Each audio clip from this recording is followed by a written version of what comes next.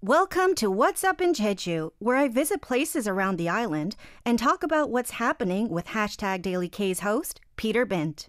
Today's theme and topic, what are we visiting? So since What's Up in Jeju debuted, now, I don't know, like many weeks ago, we've talked lots about what Jeju is famous for, including Mount Hallasan.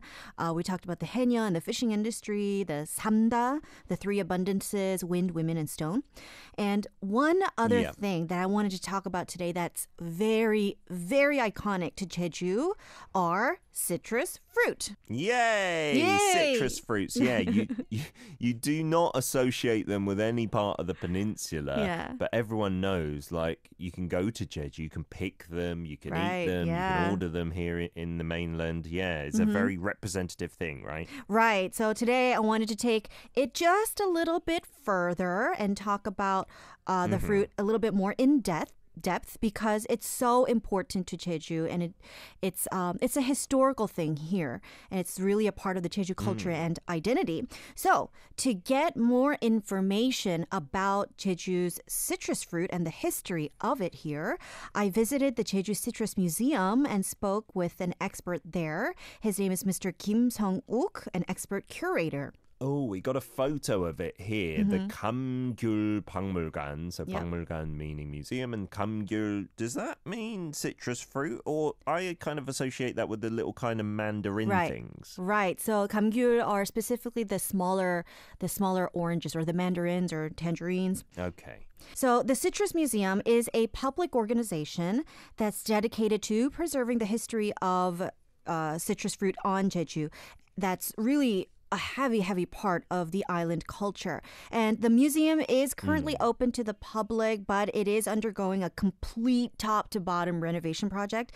So it's only a portion of it is open. So right now admission is free, because really there's not much to see, but it's slated to be back in full operation by October next year. Okie dokie. You don't have to help out with the construction if you go. There is still something for tourists. Yeah, there is stuff to see. Okay. Yeah, and there is a really cute cafe, and they serve a whole variety of drinks and goodies, desserts that are made from citrus fruit. So if you're in the area and you're craving for some coffee, it'd be nice to stop by there. Whereabouts is it on the island? So it's down south in Hyeodong in Seogwipo. So it's all the way down south, kind of like central south, closer to the coast. Okay. Yeah. So first off, let's get into the historical aspect of these Jeju mandarins. So mandarins have a long history on the island, and actually not all of it is good. Not all of it is pretty. And it's hard to imagine how a single fruit could be the source of so much grief, but it actually was for a long time. Ooh. Yeah. Some of the earliest historical records that mention Jeju mandarins say that in the second year of King Munju's reign, which was in 476 AD during the Baekje Kingdom, he was offered mandarins from the Tamna Kingdom. Back then it wasn't called Jeju, it was called Tamnara, or the Tamna Kingdom. Yeah. Oh, wow. That's ages ago, isn't it? Yeah, a long time ago, right? That means it was already being cultivated, so it dates way back. Yeah, and the fruit became so popular with the royalty that the Jeju mandarin orchards eventually became institutionalized for tributes. And so what was once something that was enjoyed by everyone, by all the islanders, became a thorn in their side eventually, because residents were now forced to send citrus fruits to the king during more specifically the Joseon period. And Mr. Kim did share with me about this specific piece of Jeju's dark history. Oh, okie dokie. Behind this bright fruit. I can't wait to hear. 조선시대 이야기를 좀 드릴게요. 조선시대에는 왕명에 의해서 제주 감귤의 수확량의 일정 부분을 항상 이제 중앙으로 바쳐야 됐었습니다.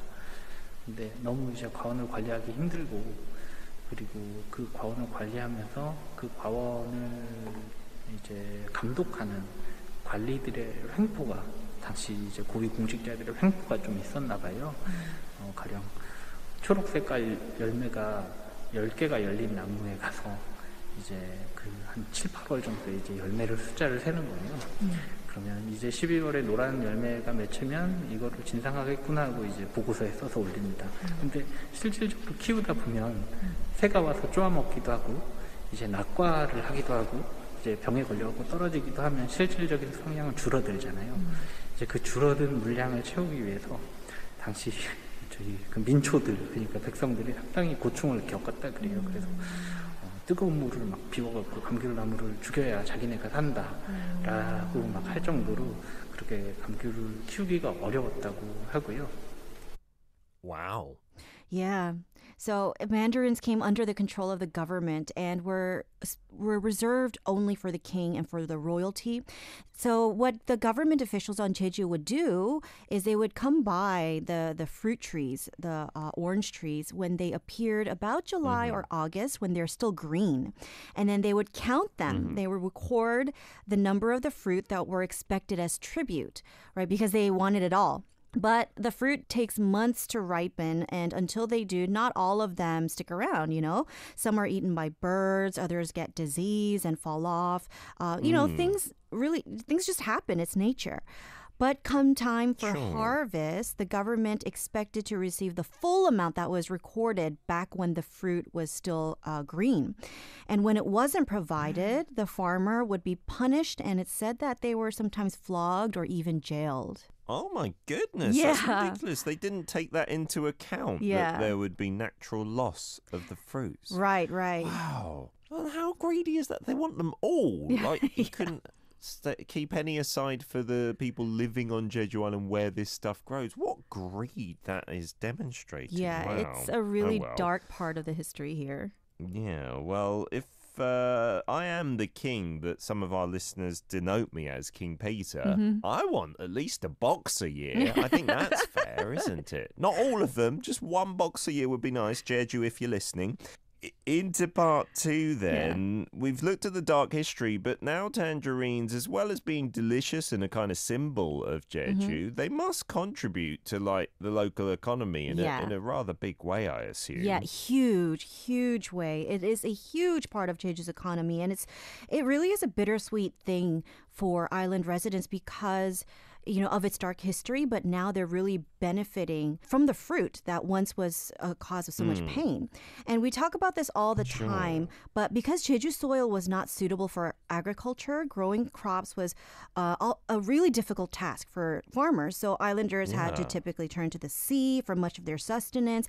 But one thing that they found that they were able to grow, and not just grow, but grow really well and better than anywhere else in Korea, was citrus fruit. Wow, that's interesting. I wonder why. Yeah, because citrus fruit grows best in warm climates, and we have the warmest temperatures here on the island. But not only that, it also needs well-draining soil. And as we all know by now, if you've been tuning in, Jeju not only has the warmest temperatures, but being a volcanic island, the soil is really rocky, which makes for perfect draining conditions.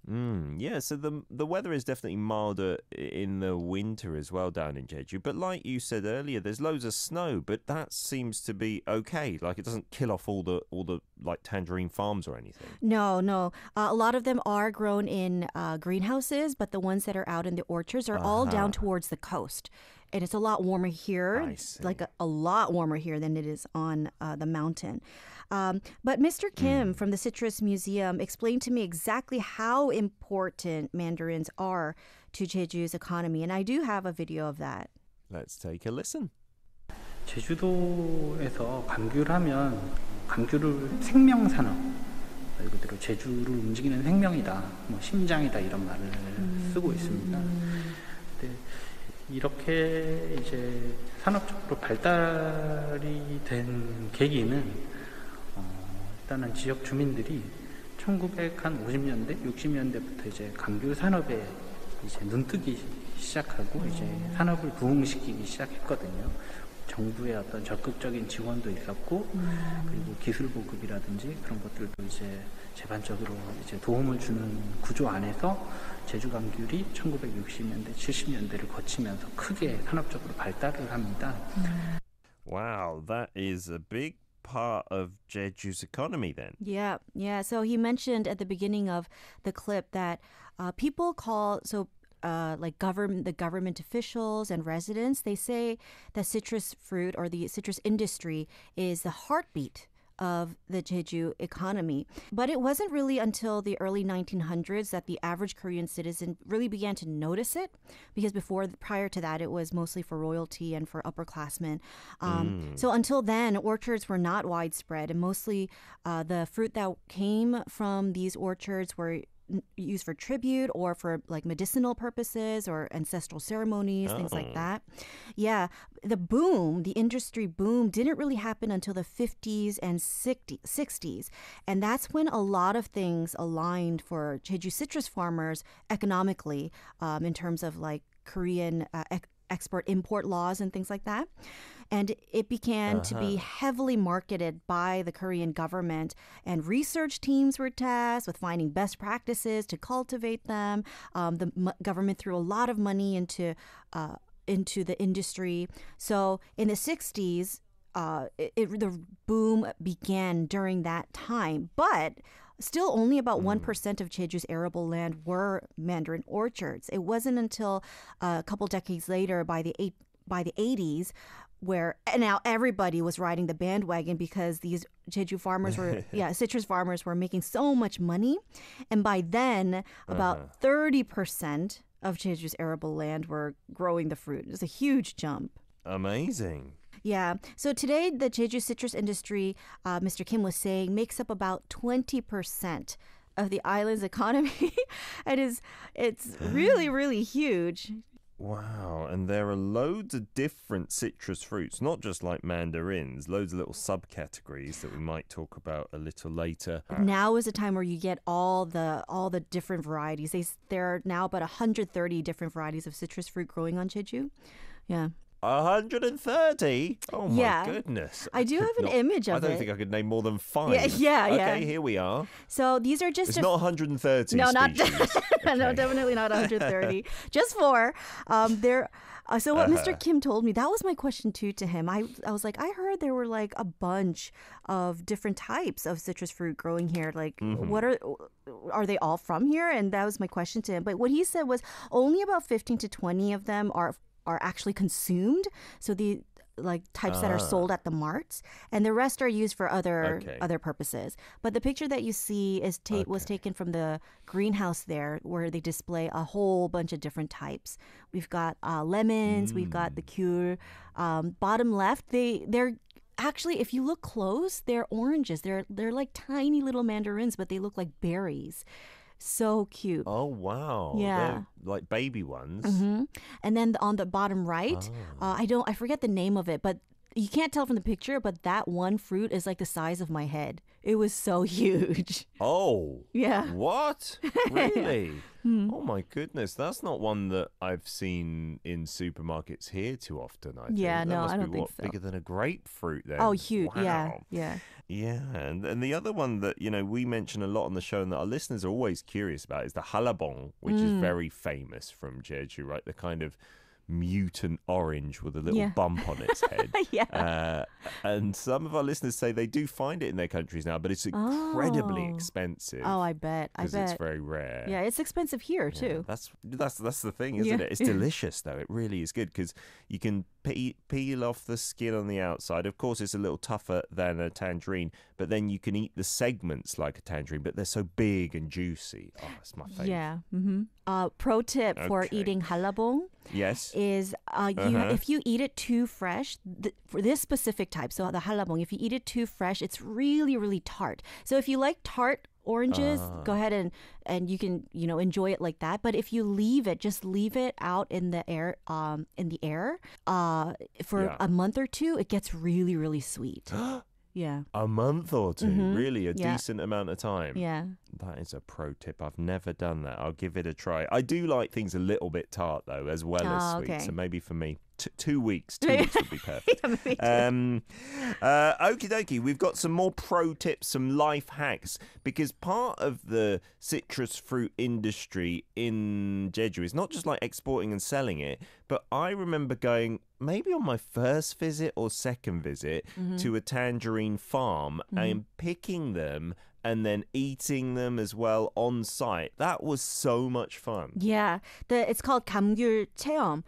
So what usually happens is you pay a small admission fee to get into the orchard. And it's a flat fee. While you're there picking the tangerines or the mandarins, you're allowed to consume or eat as much as you want. They don't keep tabs on that. Yeah. So you can eat as much as you want, and then they give you a box or a crate of some sort.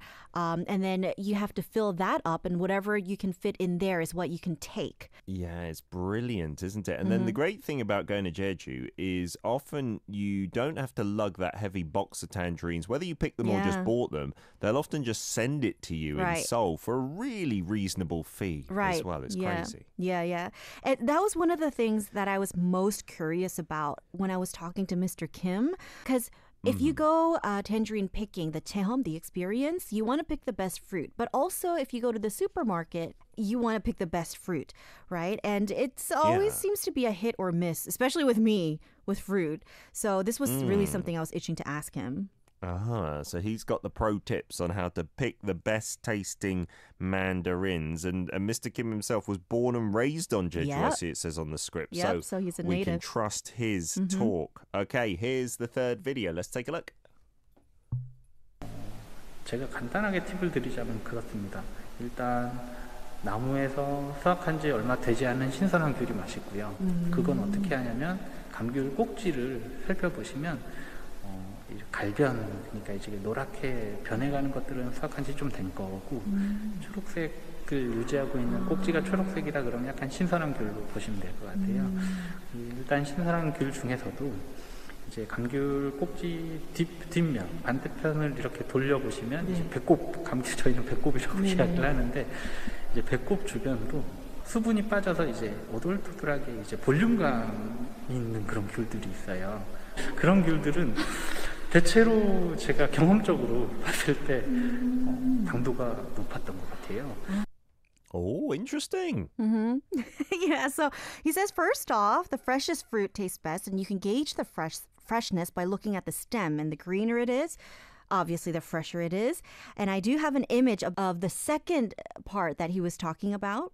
Okay, so in terms of the stem part and the gokji, you know, a lot of the mandarins and tangerines that get to Seoul, they don't have the stem part on at all. They still have that little, like, star shape, I'd call it the nipple of the mandarin on top. Yeah. And I suppose if that's still green, that's a good sign, maybe. Yes, I think that's what he meant. And then looking at the bottom here, he described it as the belly button of the tangerine, right? Yeah, so if you flip the mandarin over to the bottom side, he calls it the belly button. You'll notice that some mandarins are really smooth and pretty. And do we have the image up right now? Yeah. So the left-hand side is the smoother, kind of sexy catwalk mandarin. Right. It's really, and this is the type of fruit that I would pick. You know, something that looks pretty and me too. Pretty to eat, right? Sure.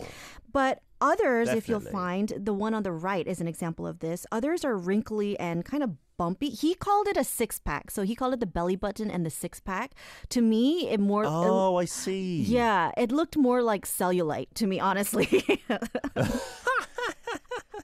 Yes, it does. And it does look rather ugly, the one on the right. Yeah. I wouldn't touch that. Yeah, me neither. But he says these are the tastiest, and he said 8 times out of 10, if you pick something that looks like that on the bottom, that you'll get a really sweet fruit. Wow, really? I guess, you know, you shouldn't judge a book by its cover, so you shouldn't judge a mandarin by its skin, I suppose. But yeah, I always thought the kind of bumpy ones, they're often, if you kind of squeeze them a bit, like filled with a little bit more air. And so I feel they're not as tasty. But I'm going to have to try that next time. And then some more pro tips before we finish off here today. Right. Angel. So these pro tips are for me as someone who's lived in Jeju for 5 years. Not too long, but just still long enough to pick up some tips here and there. Yeah. If you're looking to purchase some Jeju mandarins, I would say purchase them straight from the farm. You can do this from the mainland too. Price-wise, it may not necessarily be a whole lot cheaper if you get it at like big supermarkets, but you are guaranteed a fresher fruit. But not only that, you're guaranteed a less processed fruit, because a lot of the times that the mandarins that go to the big supermarkets, they're waxed. So if you're looking to, get less processed and maybe even use the skin for different things like maybe teas or something like that, then try and get them at directly off the farms. And you can do that from the mainland or online kind of thing. Right. You can call them up directly at the farm, or you can find them online. And like you said, Peter, the shipping cost is very minimal, so it's totally affordable. Yeah, it's unbelievable. I don't know how they do it. Are they smuggling them on the planes without asking? It's crazy. And then another pro tip. Just one last one for me. If you're visiting Jeju during harvest season, which is pretty much now until about maybe January, February, and you happen to visit a cafe or restaurant, and they have, let's say you're at a restaurant, but you notice a big box or a crate or a basket that has oranges in it just out in the open. If you see something like that, these oranges are for free, because mandarins are really heavily regulated by the province in terms of what farmers can and cannot sell. So whatever fruit is not deemed good enough to be sold, they're just given away to friends or family, or just offered at restaurants and cafes. Wow. I guess just in case, ask if it's free. Otherwise, you may get in trouble. But they'll probably tell you, like, those are free. Take as many as you want, kind of thing. Right, as exactly. we say in Korea. That's sobis, right? Yes, sobis. Fabulous. What's Up in Jeju is supported by JDC, which is creating a free international city that resembles nature, embraces the future, and reaches the world. Arirang Radio.